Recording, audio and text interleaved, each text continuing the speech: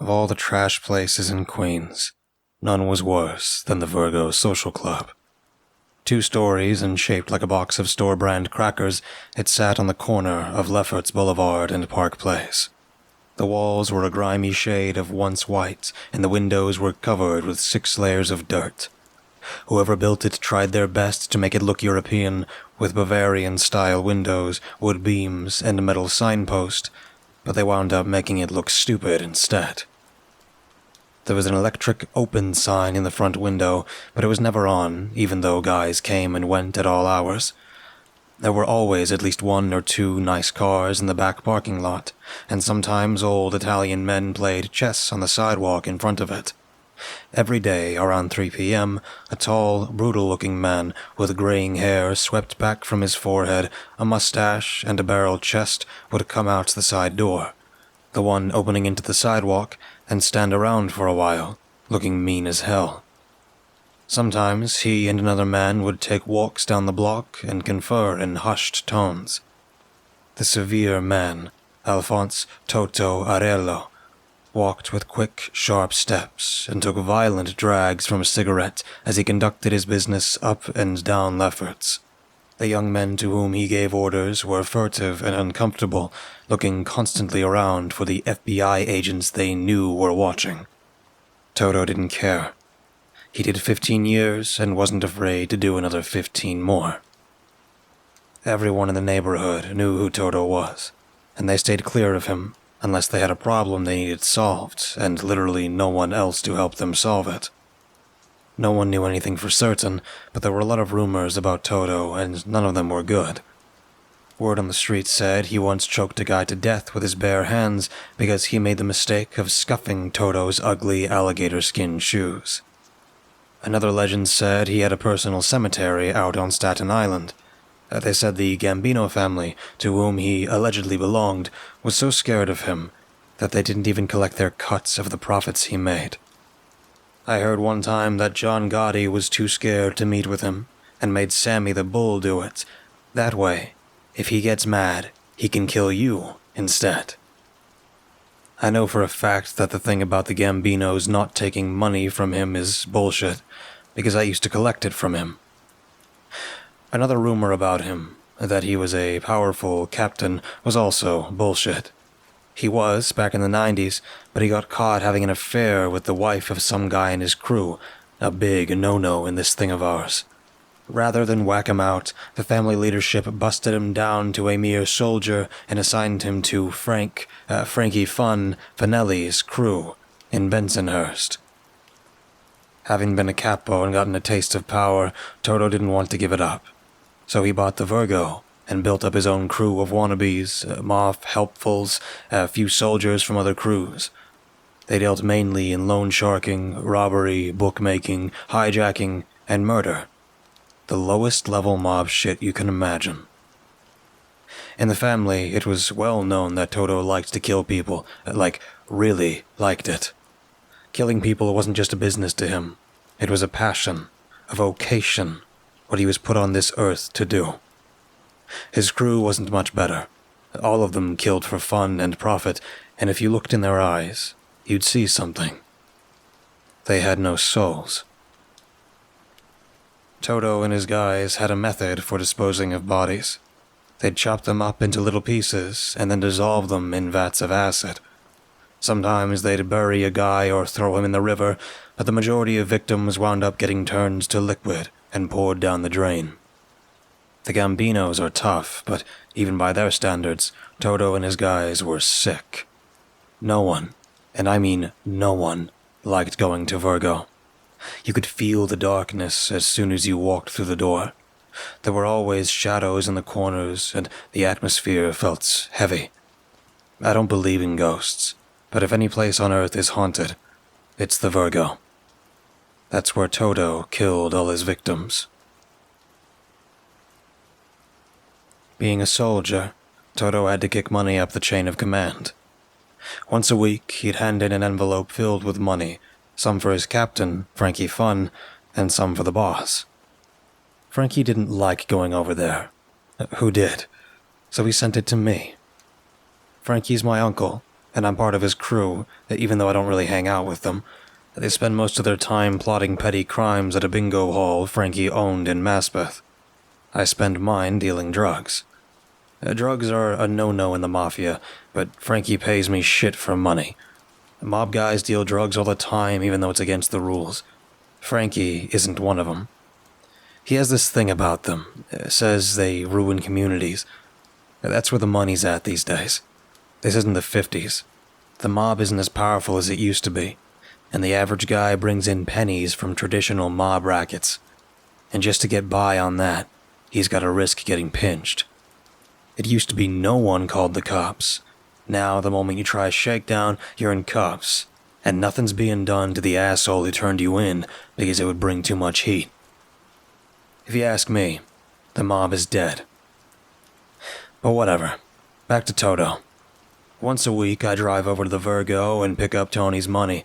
He and his guys are polite since I'm the captain's nephew, but they give off this creepy vibe that I don't like, so I never hang around. I knew Toto was sick in the head, but I never knew just how sick until one night last summer. It was late June, and something strange was happening in Queens. A few days before, a lady out jogging on a wooded trail was attacked by a monster. She told the police it looked like a zombie, like from that TV show. "It was a fucking junkie," Uncle Frankie said, disgusted. We were sitting at the bar on the main floor of the bingo hall, sipping watered-down drinks. Frankie was a cheapskate and refused to serve stuff head up. It had to be cut. A few days ago, the woman got attacked. A guy walking home late at night was ripped apart by a gang of weirdos. They gouged out his eyes, bit his neck, and pulled out his guts. Real gross shit. The night before, a little kid went missing from the playground, and everyone was bracing for the worst. The cops were looking for 5 to 6 hobo killers, and mob guys patrolled their neighborhoods at night to make sure nothing happened. It was on the heels of that Joey Green came in. A tall, grubby-looking man who always looked homeless, Joey was one of Toto's non-maid associates. He was good at stealing cars or chopping them or something. He looked nervous and jumpy. He spotted us and hurried over. "What the fuck do you want?" Uncle Frankie asserted, looking at him up and down. Technically, Joey was part of Frankie's crew, but he never came around, spending most of his time at Toto's. Sniffing, Joey looked quickly around. "I got something to tell you," he said in a whisper. "It's important." He looked at me like he wanted me to leave. I sat where I was. "What is it?" Frankie asked. Joey hesitated, then dropped into a stool and poured out his guts. "It wasn't my idea. I didn't have anything to do with it. I didn't even know about it till a few days ago. I swear on my mother's life, Frankie, I didn't know." Frankie's eyes narrowed. "What is it?" he asked. You know those junkies the cops are looking for? The ones who killed that guy?" "Yeah." Joey licked his lips. "They're Toto's guys. He made them that way." Taking a deep breath, Joey stumbled out his story. Toto, he claimed, was crazy. Crazier than anyone knew. At some point around 2014, he got really interested in creating slaves. "They'll do what you tell them to do and they won't rat," Toto claimed. He and a couple guys started cruising around Queens late at night, looking for winos, hookers, and runaways, people who wouldn't be missed. They kidnapped him, took him to Virgo, and locked him in a room in the basement. "He starves them and feeds them hallucinogenics and shit," Joey said. "He's got them all fucked up. There's 6 of them, and the other day, they got out." Frankie looked at him like he was crazy. "I know it's wild, but you gotta believe me. He's got us out there looking for him right now. He doesn't want you to know." "That's the most fucking ridiculous thing I ever heard," Frankie said, I swear to God, it's true. He's parked at the corner of Laud Hill and Ridge Street right now with a walkie-talkie. Go see for yourself. After Joey left, scurrying away like an overly large rodent, Frankie sat back in his chair and looked at me. You believe this shit? I shrugged. I don't know. Why would he make that up? Drugs, Frankie said. I don't know, I said. Frankie chewed his bottom lip in thought. We better check it out, just to be sure. If that asshole's telling the truth, this reflects badly on me. Finishing our drinks, we went out into the warm summer night. I got behind the wheel of Frankie's Audi and drove up the street to where Joey said Frankie was parked. I spotted his caddy under the spreading branches of a big tree. There, Frankie said, seeing it too. I pulled in behind, and we both got out. We walked up to the open driver's side window. Toto, a cigarette clenched between his thin lips, was sitting behind the wheel, a walkie-talkie wedged between his legs. What the fuck are you doing? Frank demanded. I'm sitting here, Toto said simply. Why? Frankie ignored him. Why are you sitting here? You afraid someone's gonna take your spot? I don't know Toto well enough to say whether or not he was regularly at a loss for words, but he struck me as the kind of guy who always knew what to say. Right now, he floundered, like a boy trying to come up with a convincing lie to explain away the broken vase he knocked over. I'm just... What's this I hear about you turning people into fucking zombies? Toto missed a beat. Zombies? I don't know what you're talking about. Who said that? A little birdie says you got people locked up in your basement, Frankie said. Like me, he was starting to realize that Joey was telling the truth. There was a look in Toto's eyes. Fear, maybe.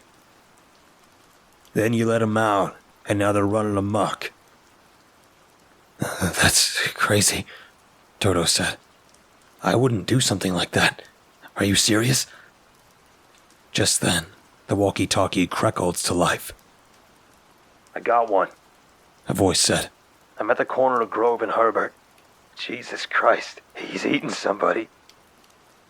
Toto visibly gulped, and Frankie's face hardened. So it's true. The former capo tried to come up with a response, but Frankie cut him off by opening the back door and getting in. Let's go. I got in next to him, and wordlessly, Toto started the engine and pulled away from the curb.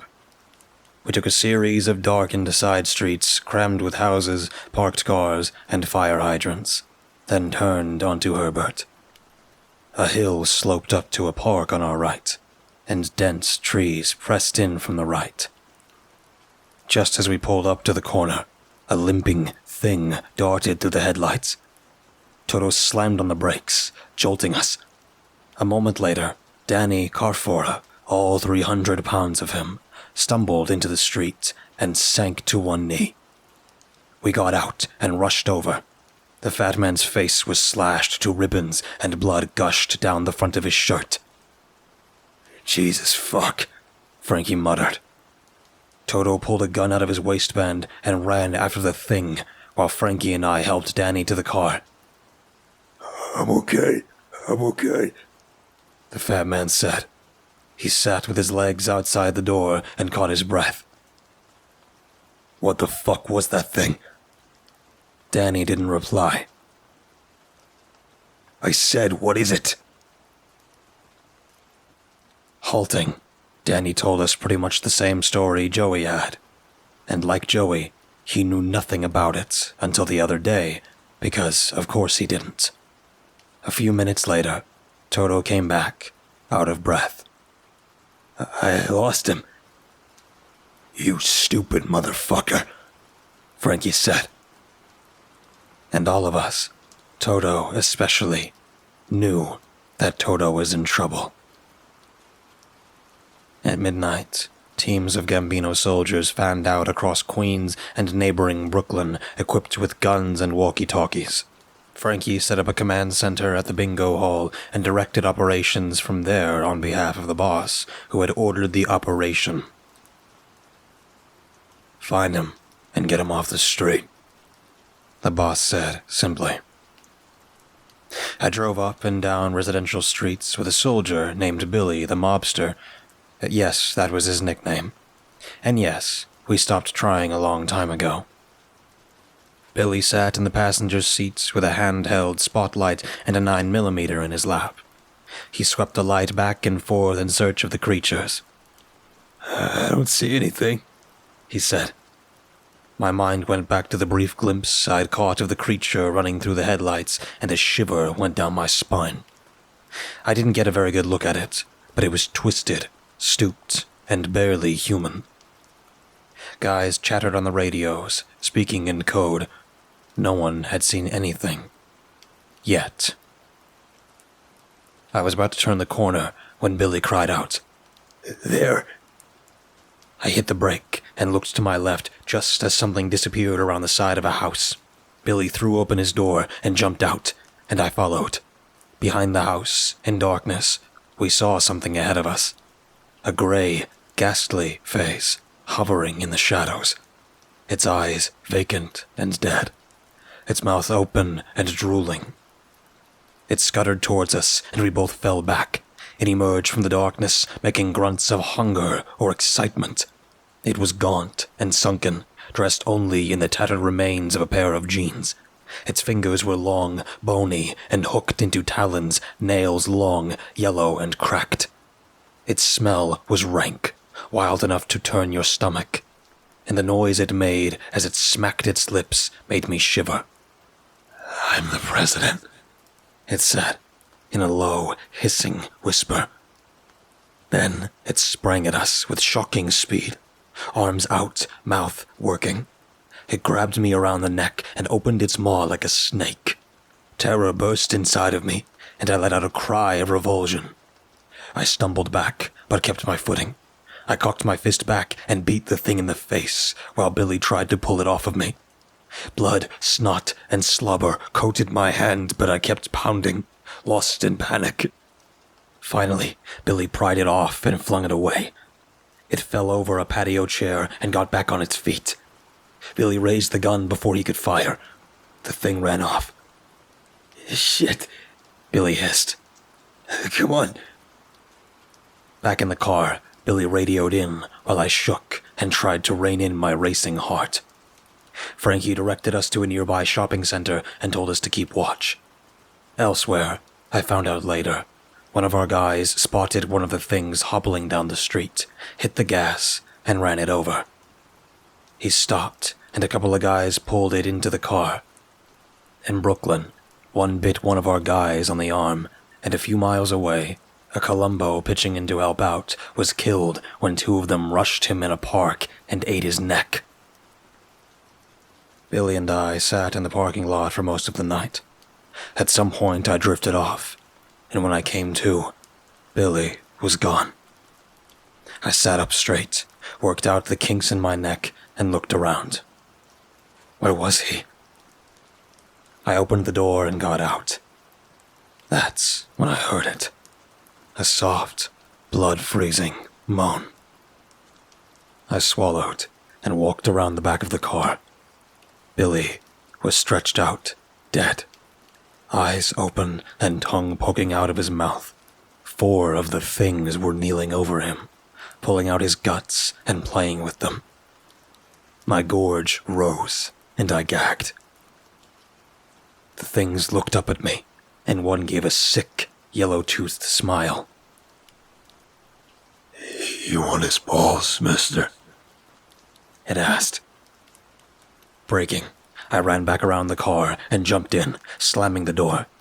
In an instant, the things were all around me, pounding on the windows and trying to get in.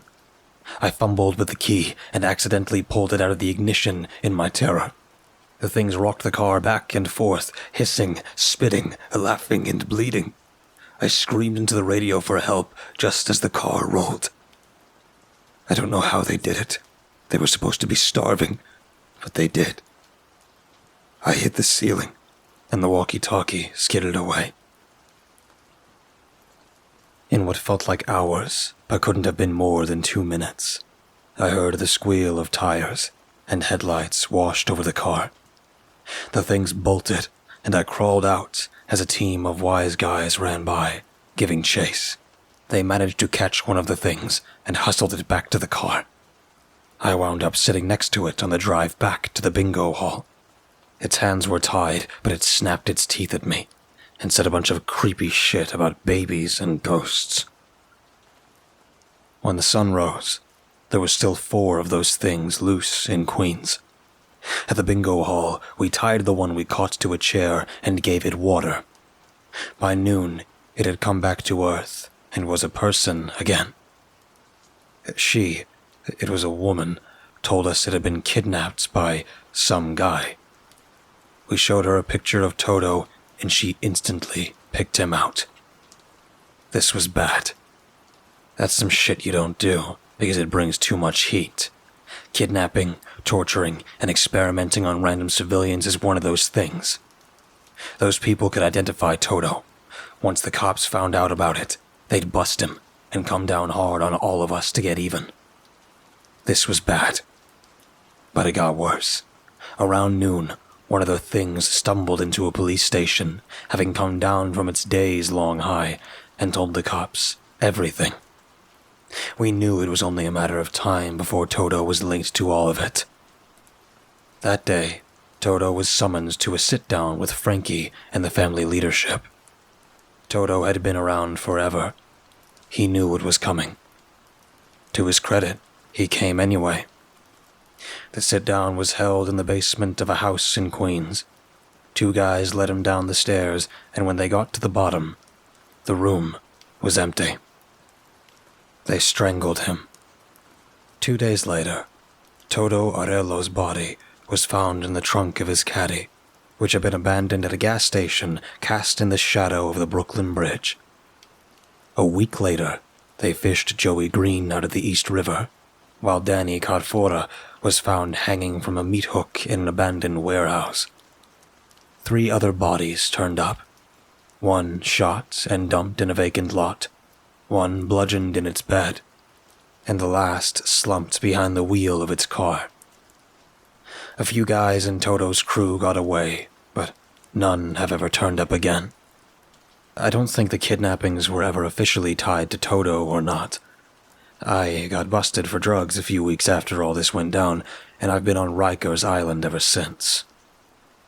Sometimes I dream about those things, even today, and though I might be paranoid, I swear there's at least one still out there.